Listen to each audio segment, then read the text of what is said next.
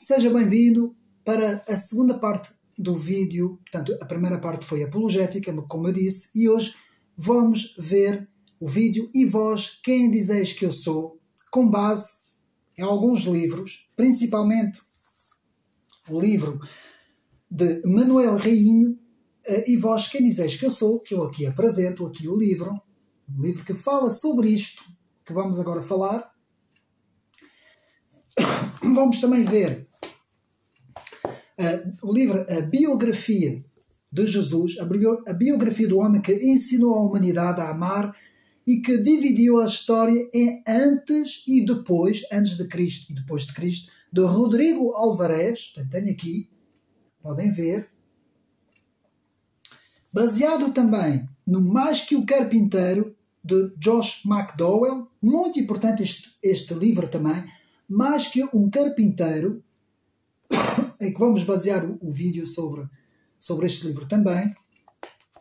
Teremos também algumas partes de evidência que exige um veredito. Evidência que exige um veredito. Aqui temos, portanto, também de Josh McDowell, portanto, o mesmo que escreve Mais que o Carpinteiro. Portanto, este apologético autor é muito, muito bom. É muito, digamos assim, um especialista, e é muito bom a escrever sobre esse assunto. E não podia deixar de ser também algumas passagens importantes de C.S. Lewis, Cristianismo Puro e Simples, que eu também utilizei aqui para este trabalho, Cristianismo Puro e Simples, em que vamos aqui ver várias partes daquilo que eu vou falar hoje. Então, meus amigos, e vós, quem dizeis que eu sou? Então, sempre dentro da apologética, a ciência e a arte de defender a fé cristã, apologética cristã, vamos ler então esta passagem importantíssima de E vós, quem dizeis que eu sou? A confissão de Pedro. E chegando Jesus às partes de Cesareia de Filipe, interrogou os seus discípulos, dizendo: Quem dizem os homens ser o Filho do Homem? E eles disseram, uns João Batista, outros Elias e outros Jeremias, ou um dos profetas. Disse-lhes ele, Cristo: E vós, quem dizeis que eu sou? Portanto, o versículo principal, versículo de Mateus 16:16. E vós, quem dizeis que eu sou? E Simão Pedro, o discípulo, respondendo, disse: Tu és o Cristo, o Filho do Deus vivo. Vamos parar por aqui, não vale a pena continuarmos. Portanto, o resto, muita gente sabe o resto, não é? Mas eu quero aqui enfatizar esses dois versículos, portanto, o 16:15, desculpe, o 16:16, é assim, é 16:15 que diz: E vós, quem dizeis que eu sou? E depois o 16:16, respondendo Simão Pedro, disse: Tu és o Cristo, o Filho do Deus vivo. Portanto, e vós quem dizeis que eu sou? Pergunta Jesus, ele próprio pergunta, e Simão Pedro, o discípulo, responde: Tu és o Cristo, o Filho do Deus vivo. Meus amigos, esta é, para mim, a confissão mais importante da Bíblia. Talvez esteja aqui, o Antigo e o Novo Testamento estão aqui resumidos. Aqui está tudo resumido. A pergunta do próprio Cristo para o homem e a resposta do homem para Cristo. Pergunta de Cristo: Quem dizem os homens que eu sou? E a resposta do homem, Pedro, que representa todos os homens, atenção, Pedro diz: Tu és o Cristo, o Filho do Deus vivo. Então, com base nos livros todos que nós temos aqui, na bibliografia, isto é uma bibliografia feita por um autor, penso que seja um autor, não sei se ele é católico ou não, é uma bibliografia mais humana, como eu tinha apresentado, mais humano, uma bibliografia mais em termos históricos, e depois temos os outros livros que eu aqui apresentei, que são livros mais vocacionados dentro da apologética, também um pouco evangélica, mas este vídeo tanto se destina para católicos como para protestantes e até ortodoxos. Meus amigos, isto aqui é o meu canal, eu tento falar para todos, tento aqui ter uma voz para todos, o que é hoje muito difícil, mas penso que o importante aqui é a mensagem do Evangelho. Então, seguindo o título desta segunda parte, e vós quem dizeis que eu sou, podemos então ir à introdução. Quem é e quem foi este personagem único e inigualável, Jesus, apelido de o Cristo? Foi, sem dúvida, o homem mais importante de toda a história da humanidade. Ele foi a personagem mais estudada e citada ao longo de toda a história do homem. Tomás de Aquino o cita como a luz pura da esperança humana. O nosso próprio tempo é medido e datado por ele, portanto aqui, neste livro também, antes de Cristo e depois de Cristo, a partir do ano zero. Antes de Cristo era aquele que ficava para trás, depois de Cristo é aquele que fica para a frente. Ele é chamado na angústia e na aflição por todos os que creem no seu nome. Ele é estudado, criticado, comparado, imitado por tantos e tantos e tantos e tantos. Ele é inigualável em toda a sua mensagem. Os grandes profetas, como Buda, Confúcio, Maomé, o próprio Gandhi, não se lhe comparam. E reconhecem grandeza de espírito nos ditos de Cristo.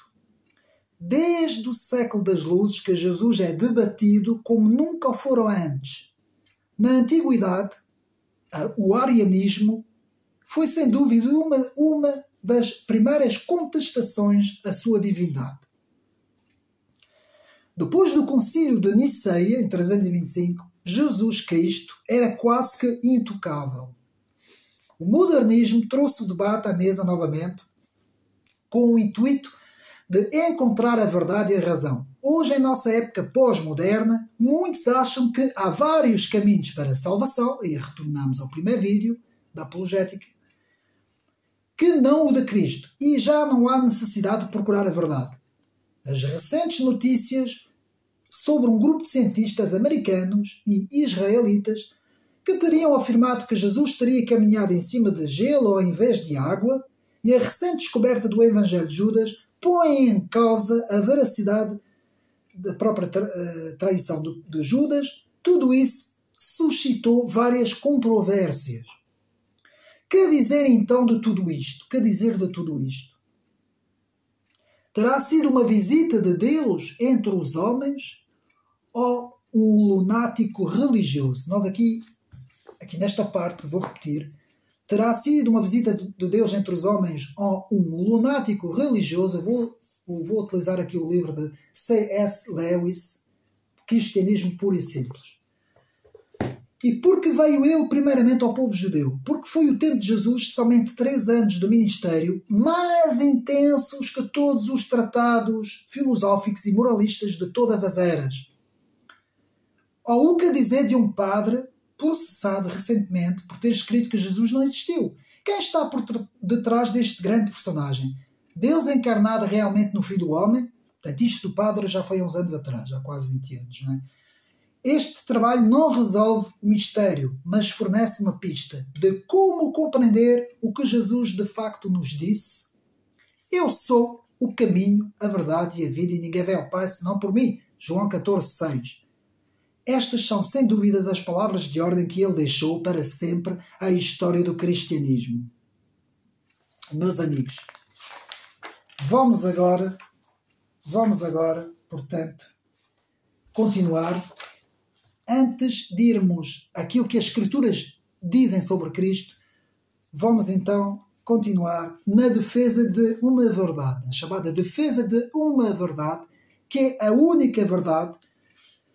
E aqui vemos Senhor, mentiroso ou lunático.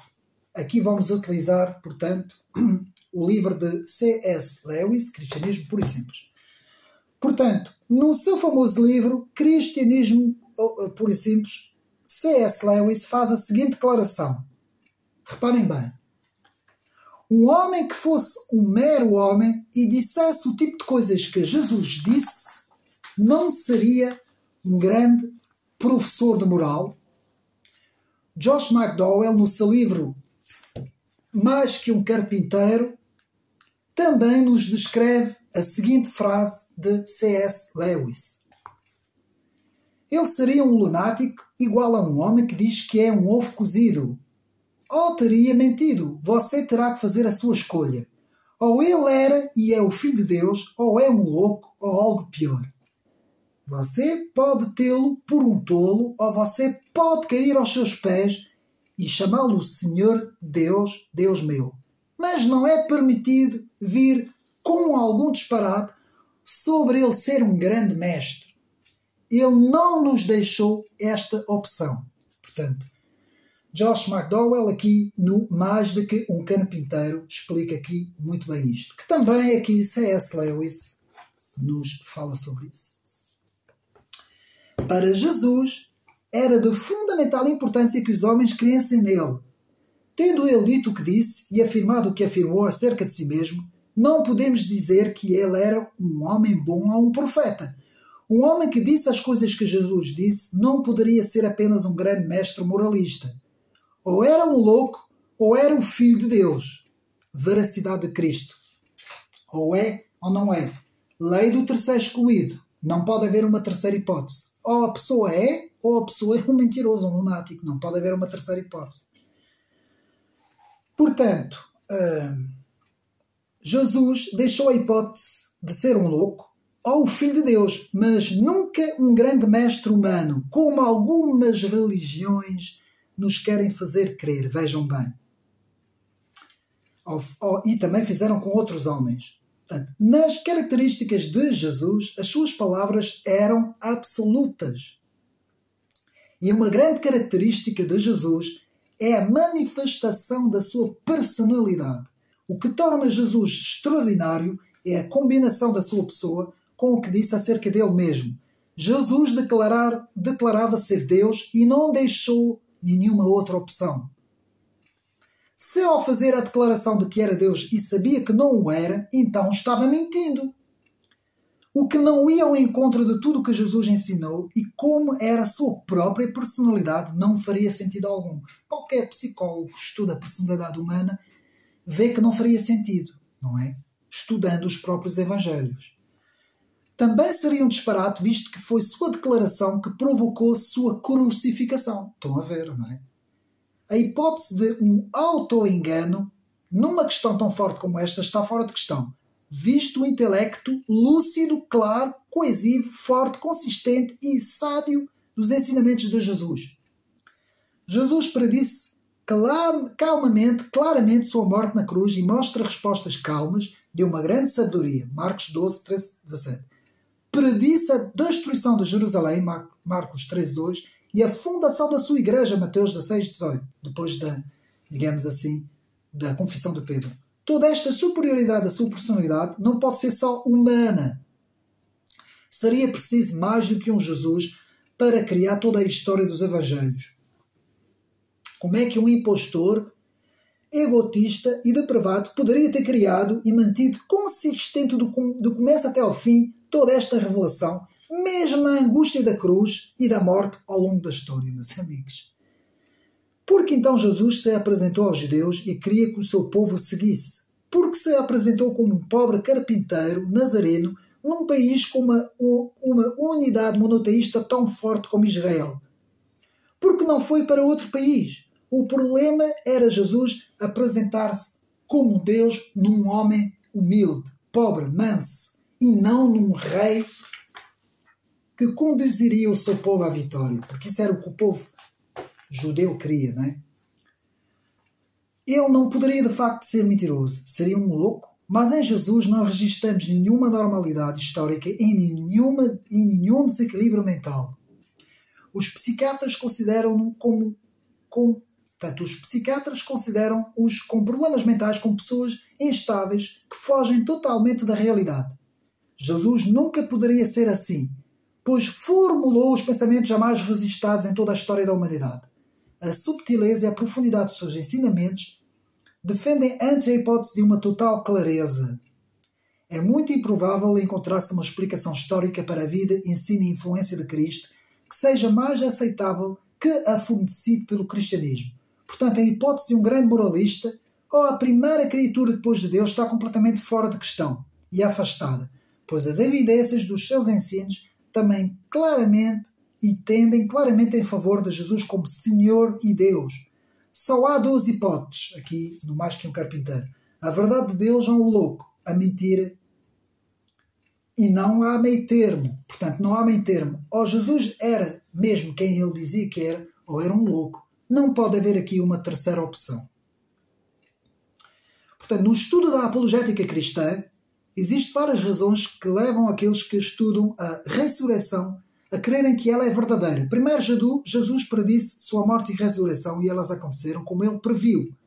Após a sua ressurreição, Jesus apareceu pelo menos 10 vezes àqueles que o haviam conhecido e para outras 500 pessoas de uma só vez, tudo registado nas Sagradas Escrituras. O Senhor provou que essas aparições não eram alucinações. Ele comeu e falou com eles. Eles o tocaram. João 1:1. Pela fé, 11 discípulos tiveram morte de mártir. Vou repetir. Pela fé, 11 discípulos tiveram morte de mártir. No Antigo Testamento, existe cerca de 60 profecias messiânicas da pessoa, 270 ramificações, as quais se cumpriram todas na pessoa de Jesus. O Antigo Testamento, que foi escrito num período de 1000 anos e contém 300 referências a vidas do Messias, a chamada de que apenas 48 dessas profecias se cumprissem numa pessoa eram de 1 para 10, dentro do método da probabilidade. Portanto, uma profecia datada aproximadamente de 1120 a.C. também prediz que as mãos e os pés deste homem seriam transpassados por cravos, crucificado, e que foi escrito 800 anos antes dos romanos porem em prática a crucificação. Isaías 7,14 acrescenta que ele nasceria de uma virgem. De facto, quem quer pôr em dúvida todas essas provas deve rever bem todas as provas históricas conhecidas entre nós. E agora sim, vamos aqui ao livro de Manuel Rainho. No estudo de Manuel Rainho encontramos um trabalho apologético sobre a identidade de Jesus Cristo. Rainho cita o autor A. George, alegando que quando os discípulos encontraram Jesus, ficaram primeiro impressionados pela autoridade, pela novidade dos seus ensinamentos, tão diferentes dos escribas. Jesus não se limita a transmitir as sentenças dos mestres de outrora, fala a partir da sua própria experiência de Deus. Foi por isso que os discípulos se prenderam a ele com mais fervor do que faziam então os discípulos para com os rabinos de maior reputação. Aperceberam-se de que Jesus não era um rabino como os outros. Também Jesus não utiliza nenhuma vez a expressão Nosso Pai, reparem bem, Nosso Pai, para se dirigir aos discípulos. Também a capacidade de Jesus se autocontrolar revela uma capacidade que não encontramos ao longo da história por nenhum indivíduo. Ele não poderia ser um louco, pois Jesus demonstra nos Evangelhos uma saúde psicológica incomum. É de facto o profeta mais equilibrado, mais humilde, mais consistente e sobretudo mais zeloso nos seus ensinamentos que houve na face da terra. Portanto, até os seus inimigos, quando leem os Evangelhos, não ficam indiferentes a ele. Os próprios discípulos não inventariam suas próprias imperfeições ao longo dos Evangelhos. Não faria sentido. A atitude humilde de Cristo contrasta com o título que ele se autoproclama. Ao contrário de Buda e Maomé, Jesus disse que se concentrassem na sua pessoa, pois ele é igual ao Pai. A afirmação de que Jesus perdoava pecados tem como consequência a assunção da sua identidade. Foi isso que os judeus se revoltaram, quando o próprio Jesus diz que perdoava os pecados, porque nenhum homem na face da terra pode perdoar pecados, a não ser Deus. De facto, há razões para crer que tivemos Deus encarnado entre nós, na pessoa de Jesus, e isso não pode ser negado pela ciência, nem pela própria história. Conclusão, mas antes da conclusão, meus amigos, tudo isto é muito interessante, mas vamos agora analisar as Escrituras, não é? A Bíblia Sagrada, o que é que ela nos diz sobre, digamos assim, os ensinamentos de Cristo. Portanto, um estudo atento sobre o Novo Testamento, sobre os Evangelhos e principalmente sobre o Evangelho de João, apresenta Jesus de Nazaré como Deus encarnado, vivendo entre os homens. Jesus é, assim, exemplificado como Deus conosco, Emmanuel, Deus conosco, como o Verbo, o Alfa e o Ômega, o primeiro e o último, aquele que era antes do princípio do universo. Jesus foi, de facto, segundo as Escrituras, o Deus que se tornou um homem de carne e osso. Jesus é, assim, aquele que haveria de tirar os pecados do mundo.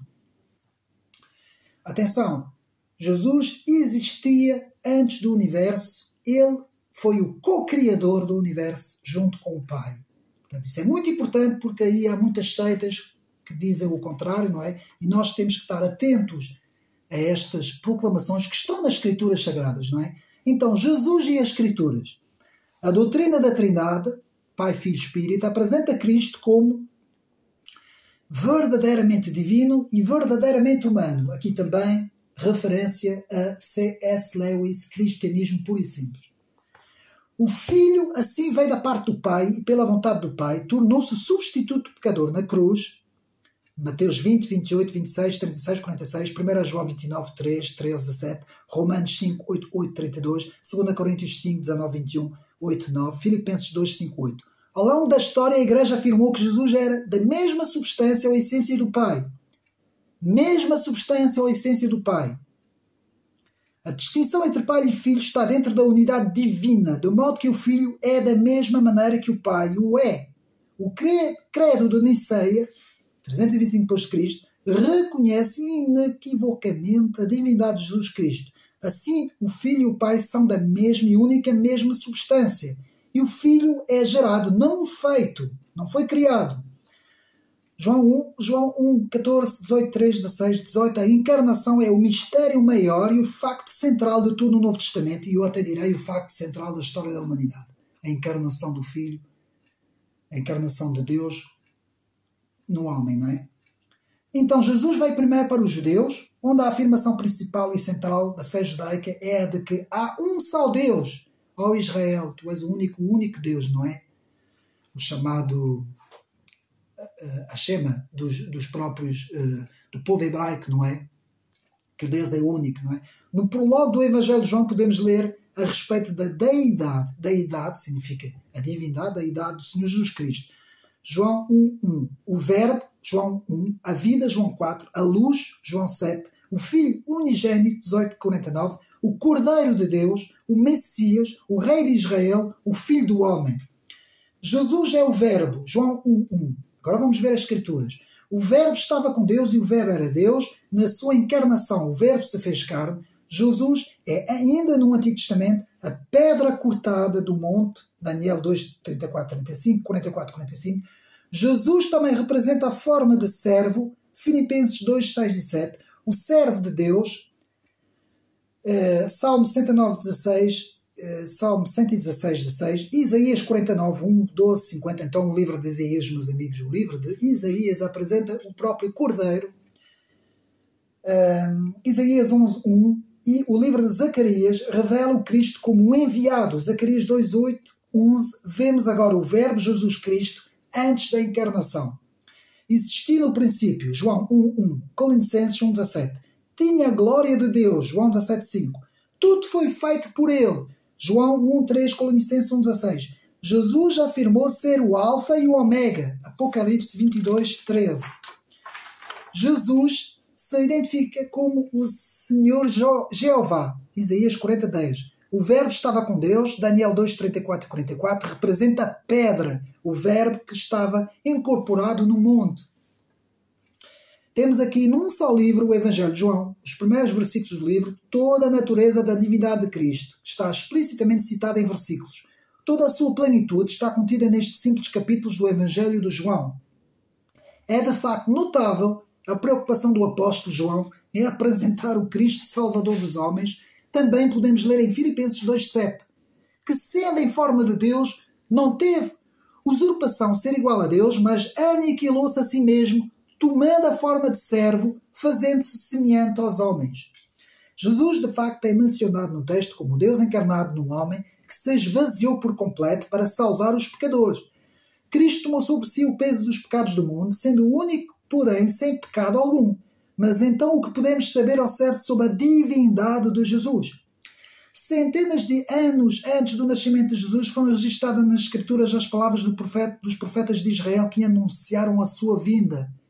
O Antigo Testamento foi escrito por muitas pessoas durante um período muito comprido, como vimos, contendo mais de 300 profecias que prevêem o seu nascimento, a sua morte, a sua ressurreição e a sua volta à Terra novamente.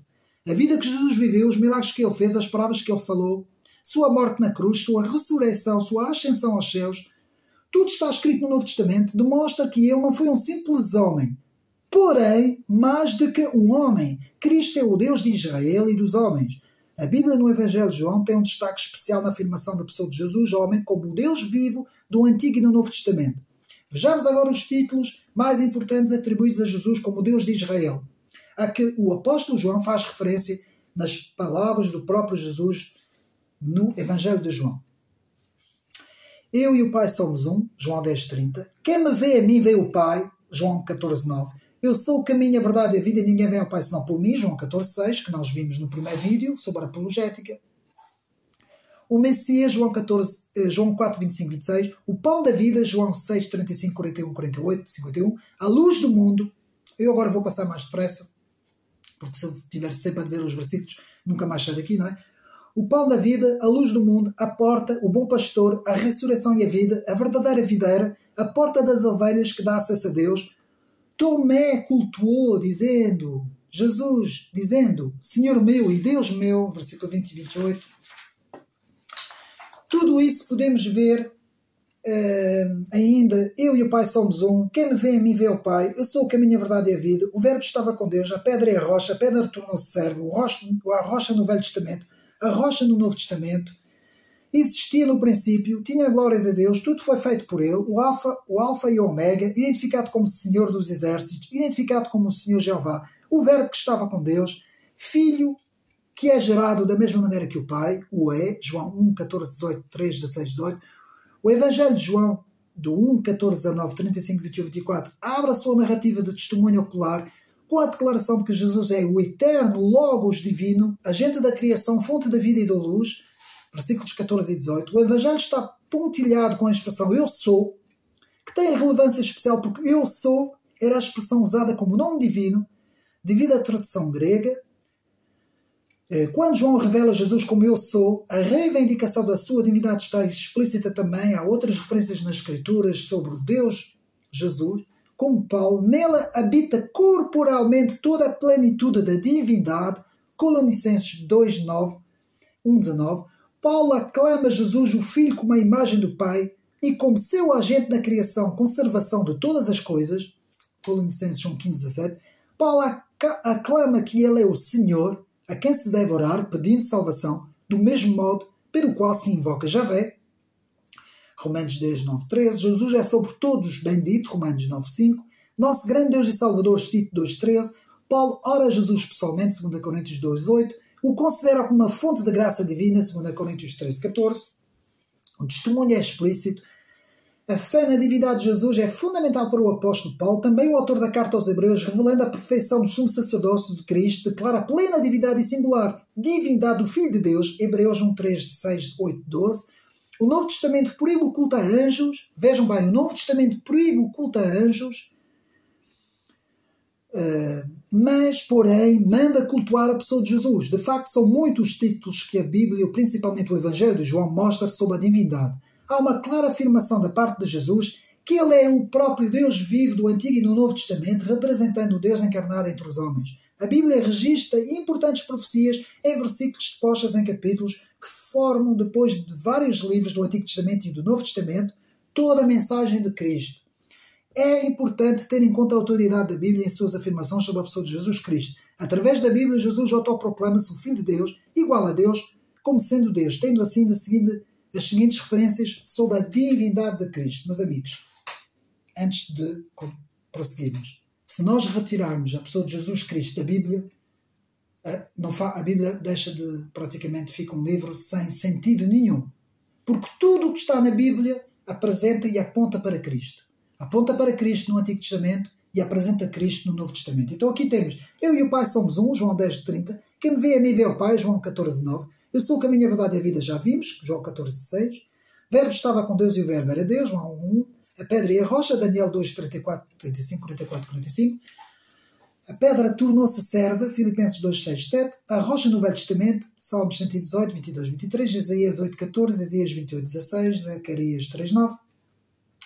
A rocha no Novo Testamento, Mateus 21, 42, Atos 4, 10, Romanos 9, 31. Existia no princípio, João 1, Colonicenses 1, Isaías 43, 10. Tinha a glória de Deus, João 17, 5, Isaías 42, 8. Tudo foi feito por ele, João 1, 3, Colonicenses 1, 16, Gênesis 1, 1, Efésios 3, 9. O Alfa e o Ômega, o princípio e o fim, Apocalipse 22, 3, Apocalipse 1, 8. Identificado como o Senhor dos Exércitos, Isaías 8, 12, Romanos 14, 9 e 33. Identificado como o Senhor Jeová, Isaías 40, Apocalipse 22. O Verbo estava com Deus, Daniel 2, 34, 44, Colonicenses 2, 9.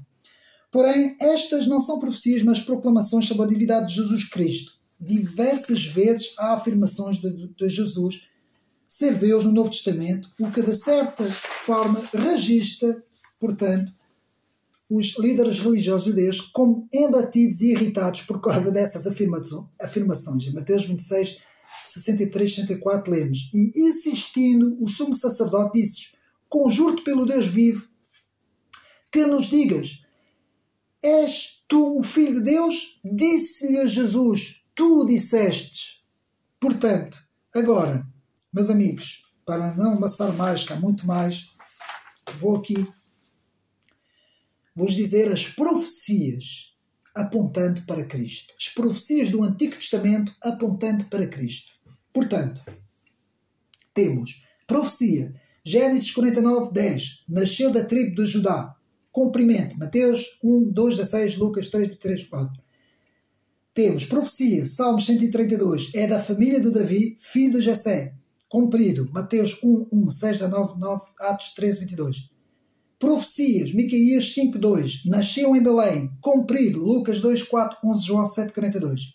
Profecia, Isaías 7, 14, nasceu de uma virgem. Cumprido, Mateus 1, 18, 23, Lucas 1, 30, 35. Profecia, Oséias 11, 1, chamado do Egito. Cumprido, Mateus 2, 15. Profecia, Isaías 61, 2, comissionado. Cumprido, Lucas 4, 18. Profecia, Isaías 53, carregou nossas doenças. Cumprido, Mateus 8, 16. Profecia, Salmos 69, 9, zelou-se por causa do Senhor. Mateus 21, 12, cumprido. Isaías 53, profecia, não creram na sua pregação. Cumprido, João 12, 37, Romanos 10, 11. Profecia, Zacarias 9, 9, saudado como rei. Cumprido, Mateus 21, 1, 9. Profecia, Isaías 28, 16, cumprido, principalmente pedra angular e rejeitada. Mateus 21, 42, 45. Profecia, Salmos 41, um dos apóstolos o trai. Cumprido, Mateus 26, 47. Profecia, Zacarias 11, 12, traído por 30 moedas de prata. Cumprido, Mateus 26, 15. Profecia, Isaías 53, 8, julgado, condenado. Cumprido, Mateus 26, 57. Profecia, Isaías 53, 7, mudo perante os seus acusadores. E foi cumprido também, Mateus 27, 12, 14. Profecia, Salmos 64, odiado sem causa. Também foi cumprido, Lucas 23, 12, 25, João 14, 15, 24. Profecia, Isaías 50, Miqueias 5, 1. Golpeado e cuspido. Também foi cumprido, Mateus 26, João 19. Profecia, Salmos 22, foram lançadas sorte sobre as suas roupas. Também foi cumprida em Mateus 27, João 19. Portanto, profecia, Isaías 53, 12, contato com os pecadores, também cumprido em Mateus 26. Profecia, Salmos 69, deu-se-lhe vinagre e fiel, também foi cumprido, Mateus 27. Profecia, Salmos 22, também foi abandonado por Deus, cumprido, Mateus 27, Marcos 15. Já estamos a chegar ao fim. Profecia, Salmos 74, Êxodo 2, 46, não se lhe quebrou nenhum osso, essa é importante. Não se lhe quebrou nenhum osso, foi cumprido, João 19, 33, 36. Profecia, Isaías 53, Zacarias 12, perfurado por uma lança, também é importante, cumprido, foi cumprido, Mateus 27, 49. Profecia, Isaías 53, 5, 8, 11, 12, morte sacrificial para lavar os pecados, também foi cumprido. Mateus 20, João 1, Romanos 3, profecia Isaías 53, 9, sepultado, foi cumprido também, Mateus 27, João 19, e profecia João 1, 17, 12, na sepultura, parte dos 3 dias, foi ressuscitado. 3 dias depois, também foi cumprido, Mateus 12, 39, Coríntios 16, 21, 17, 23, 27 e 64. Embora alguns cépticos possam afirmar que, na verdade, Jesus teria planejado cumprir todas essas profecias, que cientificamente seria impossível cumprir tudo isso e acertar em tudo isso, da forma exata como ocorreu, e como Jesus mesmo, na própria agonia da cruz, no sofrimento e na perseguição, também como Jesus poderia ter planeado o cumprimento das profecias que estavam fora do seu controle, como as citadas nos Romanos, por exemplo. Salmo 22 é um dos capítulos proféticos mais importantes da Bíblia, porque ela profetizou sobre a crucificação de Jesus Cristo na sua totalidade. Também o local de nascimento de Jesus foi profetizado, Miqueias 5:2, na perfeição. E tu, Belém, Efratá, posta que pequena entre milhares de Judá, de ti me sairás o que será Senhor em Israel, e cuja saída é desde os tempos antigos, desde os dias da eternidade. O Antigo Testamento e o Novo Testamento fornecem evidências precisas do cumprimento das profecias messiânicas. As probabilidades de todas essas profecias se relacionarem em uma única pessoa seria de uma chance em 10, seria como ganhar 20 lotarias seguidas. Também podemos ler na Bíblia certos versículos que fazem claramente alusão a Cristo como o verbo, a pedra, a rocha. Portanto, o verbo estava com Deus, a pedra é a rocha, a pedra que se torna serva, e a rocha no Velho Testamento, a rocha no Novo Testamento. Tem uma data de versículos. Portanto, a profecia de que Jesus seria traído, crucificado e ressuscitaria dentro dos mortos foi expressa por Jesus 18 vezes no Novo Testamento. O cumprimento de todas elas é a prova definitiva de que Ele é quem afirmou ser. Aqui também muito bem nas evidências, a evidência que exige um veredito, muito bem aqui de também Josh McDowell, que explica isso muito bem. Logo após a ressurreição, a Bíblia, logo após a ressurreição, o número dos que creram eram de 500 pessoas antes da festa de Pentecostes. O número da Bíblia crescia dia após dia, Atos 2,47. Logo a seguir no Pentecostes, pela pregação de Pedro, 3.000 pessoas creram, Atos 2,41. Os crentes em poucos dias tinham se tornado 15% da população local. Claro que logo começou as perseguições aos crentes em Jesus Cristo. São muitas as referências proféticas das Sagradas Escrituras, a Bíblia no Antigo e no Novo Testamento. Como podemos tirar tantas conclusões em relação àquilo que Jesus disse? Meus amigos, o cristianismo tornou-se em 2000 anos a maior religião do mundo. Ela ainda hoje é, apesar do islamismo estar a crescer e estar a ameaçar passar à frente, é por causa da demografia também, e é por isso é que está a acontecer toda essa questão demográfica no mundo. O cristianismo transformou-se na maior religião do mundo. Só isso prova a veracidade de tudo isso que eu tenho estado aqui a falar.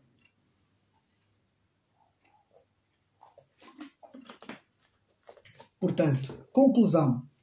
No estudo da apologética cristã, que é a ciência, a ciência e a arte de defender a fé cristã, existem várias razões que levam aqueles que estudam a ressurreição a crerem que ela é verdadeira.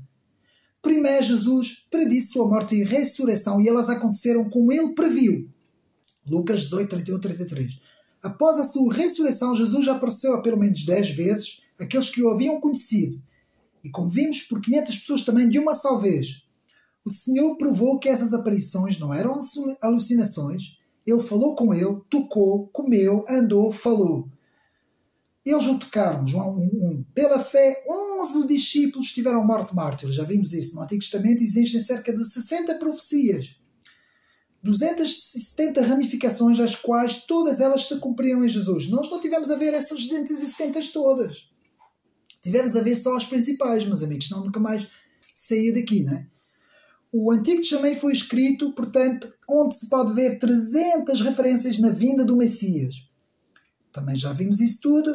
Portanto, e podemos ver que no estudo de Manuel Rainho, vou mostrar novamente o livro aqui, encontramos um trabalho apologético sobre a identidade de Cristo.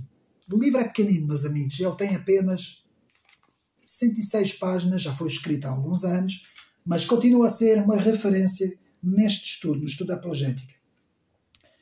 Portanto, aqui também já vimos. Vamos agora aqui ver, portanto, a parte final. Deixe-me ver se eu consigo aqui. Portanto, o que é que podemos dizer como conclusão? Portanto, a interpretação humanista mais frequente nos espíritos contemporâneos, que é esta que nós ouvimos no mundo, na comunicação social e em todo o lado, é a de que que Jesus era um grande homem portador de uma moral humanista. Mas, meus amigos, o próprio C.S. Lewis nos diz: seria preciso mais do que um grande homem para expor seus ensinamentos na fé, e não somente na lei, de todo um povo que, sem dúvida, foi o povo mais monoteísta em toda a história, o povo judeu. O ponto máximo de Jesus era a sua dedicação e integridade ao ensino da sua própria identidade e da sua própria palavra. Em toda a parte que o seu nome é proclamado, pessoas são transformadas. Por exemplo, ex-ladrões em pessoas honestas, alcoólicos em pessoas sãs, curadas, toxicodependentes em pessoas sãs, curadas, pessoas que outrora tinham uma vida depravada e de repente têm uma vida íntegra. Todas essas pessoas são transformadas e só existe um único ser humano que pode fazer isso. Buda não pode fazer, Maomé não pode fazer, Gandhi não pode fazer. Vocês podem ir buscar todos os grandes líderes religiosos, filosóficos, políticos, quem vocês quiserem. O único que transforma pela fé um ser humano completamente é o próprio Cristo. A Europa ainda não percebeu o benefício que traz o cristianismo. Ou seja, para mim percebeu muito bem. Por isso é que o está a tentar combater. Para a vida das pessoas, os países do norte da Europa trazem ainda consigo o legado dessa reforma, que foi a reforma protestante do cristianismo bíblico, mas que está a ser apagado dia após dia. Foi reservado ao cristianismo apresentar ao mundo um caráter ideal que, através de 18 séculos, mudou milhões de pessoas, nações, épocas, festejos, tradições, opiniões, comportamentos. O tempo de Jesus também foi muito curto, 3 anos de ministério, mas esses 3 anos de ministério foram mais intensos que todos os tratados filosóficos e moralistas, está aqui também, e moralistas de toda a humanidade, aqui muito bem retratado no Evidências que exijam verídico. Se o testemunho de Jesus não é verdadeiro, então é o mais absurdo de toda a humanidade à face da Terra. Vários livros foram escritos contra ele, aproveitando-se do desconhecimento religioso das pessoas para enganar. Ainda hoje, o cristianismo é combatido com unhas e dentes dentro da própria Europa. A menção da Constituição da União Europeia, que não faz uma única referência a Jesus Cristo, é a prova oficial do ódio que eles têm ao cristianismo e à própria pessoa de Jesus Cristo. Ainda hoje, vários cientistas estão preocupados com a verdadeira identidade de Cristo e estudiosos. Noticiam todo o tipo de artimanha que possam encontrar. Jesus é assim alvo de vários ataques por parte de um mundo em decadência. Onde estão então os apologéticos e os polêmicos de outra hora, os grandes padres e pais da Igreja? Portanto, os ensinamentos de Jesus proclamam a humanidade na civilização ocidental e, consequentemente, da democracia atual. O cristianismo é uma força que promoveu o avanço moral do Ocidente em relação a todo o resto do mundo. Há uma clara diferença entre os países do norte da Europa e do próprio Estados Unidos com relação às autocracias e ditaduras que nós encontramos na Ásia, no Médio Oriente e na África, meus amigos. Jesus produziu uma moral única em toda a história da humanidade pelo facto de mostrar que a mudança vem de dentro do ser humano e que, de facto, quem segue os seus ensinamentos produzem diferença na humanidade. Primeiro tem que mudar o coração dos homens antes de mudar os reinos. Nunca, jamais houve na história do mundo um homem que pudesse fazer isso a não ser o próprio Cristo, Deus entre os homens. Meus amigos, chegamos ao fim deste vídeo e eu quero vos dizer uma coisa. Porquê é que vocês acham que é o mundo ocidental, que é a Europa e os Estados Unidos. E também um pouco das Américas, na América do Sul também, e da Austrália também. Mas é principalmente o mundo ocidental que está debaixo do fogo em termos dos princípios morais, éticos morais, em termos, quando nós falamos nessa área. Porquê vocês pensam que essas ideologias da extrema-esquerda estão a atacar com unhas, e eles não estão preocupados com a Ásia, eles não estão preocupados com o Médio Oriente, eles não estão preocupados com a Índia, com a China, eles não estão preocupados com a África, eles estão preocupados onde está o cristianismo, onde o cristianismo desenvolveu o mundo europeu, o mundo ocidental. É isso que eles querem destruir, meus amigos. É a tradição judaico-cristã, que nós chamamos o legado da tradição judaico-cristã. Esse é o objetivo desta extrema-esquerda globalista que está a tentar destruir aquilo que ainda existe, não é? O que a própria Escritura diz, que enquanto estiver no mundo, enquanto não for retirado, não é? O grande líder mundial ainda não pode vir, não é? Entrando aqui na escatologia bíblica, não é? E, meus amigos, até este livro que está aqui, que eu tenho aqui, que é um livro secular, meus amigos, é um livro escrito em forma de história, de cronologia, em forma relata a vida de Cristo como homem. Até isso não podemos ficar indiferentes, meus amigos. Eu já li todo o tipo de tratado filosófico, todo o tipo de tratado político, todo o tipo de livro que vocês possam imaginar, e eu não consigo achar nada nos 4 cantos do planeta, da face da Terra. Não encontro nada como aquilo que está escrito nos Evangelhos, as palavras de Cristo. Não há nada igual, nada semelhante. Vocês podem procurar em toda a humanidade, em 6.000, 7.000 anos de existência do homem, não se sabe ao certo há quanto tempo, não é? Eu não vou muito nessas teorias de milhões e milhares de anos, como eles dizem, mas tudo isso, meus amigos, vocês podem procurar e não vão encontrar um único nome debaixo da terra, debaixo do sol, como eu costumo dizer, debaixo do céu. O único nome que se encontra é o nome de Jesus Cristo. É o único. O único é inigualável. E é por isso que a unicidade de Cristo é mais do que importante ser proclamado neste mundo pós-moderno. Eu acabo aqui assim o vídeo, parte 2, que foi um bocadinho mais comprido, sobre: e vós, quem dizeis que eu sou? O próprio Cristo para os discípulos. E muito bem, Pedro dá um passo à frente e diz: tu és o Cristo, o Filho do Deus vivo. É assim que eu acabo o vídeo, meus amigos. Um abraço e até uma próxima.